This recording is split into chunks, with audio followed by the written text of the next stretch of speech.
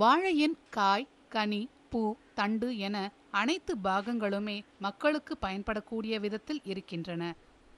இதில் வாழை பட்டையிலிருந்து நார் எடுப்பதையும் அறிவோம்.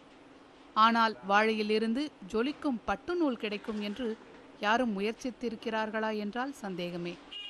சாலையில் வீணாக கிடந்த வாழை மட்டை வெயிலில் ஜொலித்ததைக் கண்ட முருகன் அதனை வாழை பட்டாக கற்பனை செய்து பார்த்தார். அதுதான் அவரது கண்டுபிடிப்பின் தொடக்கமாக இருந்தது. இந்த வாழை மரம் எல்லாமே வேஸ்ட்டாக போயிட்டுருக்கு. இதிலேருந்து ஏதாவது ஒரு பயனுள்ள பொருளை நம்ம எடுக்கணும், இந்த வேஸ்ட்டை பூரா ஒரு நல்ல ஒரு பொருளாக மாற்றணும் அப்படிங்கிற ஒரு ஆர்வம் அந்த மரத்தை பார்த்த உடனே வந்தது. நானும் பல ஆங்கிளில் முயற்சி பண்ணி இதுக்கு நல்லா சக்ஸஸ்ஃபுல்லாக இப்போ கண்டுபிடிச்சிருக்கிறேன். தூத்துக்குடி பிரையன் நகர் பகுதியை சேர்ந்த மெக்கானிக் பொறியாளரான முருகன் வாழை மட்டையிலிருந்து பட்டு நூல் எடுப்பதற்கான கருவியை உருவாக்கும் முயற்சியில் ஈடுபட்டார். 2003இல் அவரது கனவு இயந்திரம் நனவானது.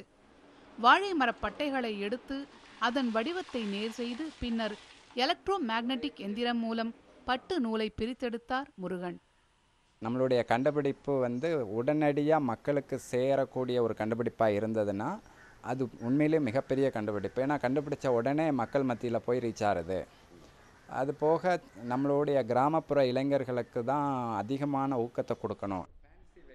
வாழைப்பட்டால் அழகிய ஆடைகளையும் இவர் உருவாக்கி பிரமிக்க வைக்கிறார். இவரது கண்டுபிடிப்பிற்கு கடந்த மார்ச் மாதம் இந்திய அறிவுசார் சொத்துரிமை காப்புரிமை வழங்கியிருக்கிறது. ஆனால் முருகன் இத்துடன் நின்றுவிடவில்லை.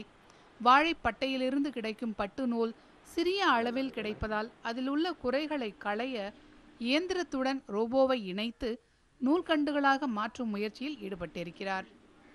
புதிய தலைமுறைக்காக செய்தியாளர் பிரபாகரனுடன் பார்வதி பாமா.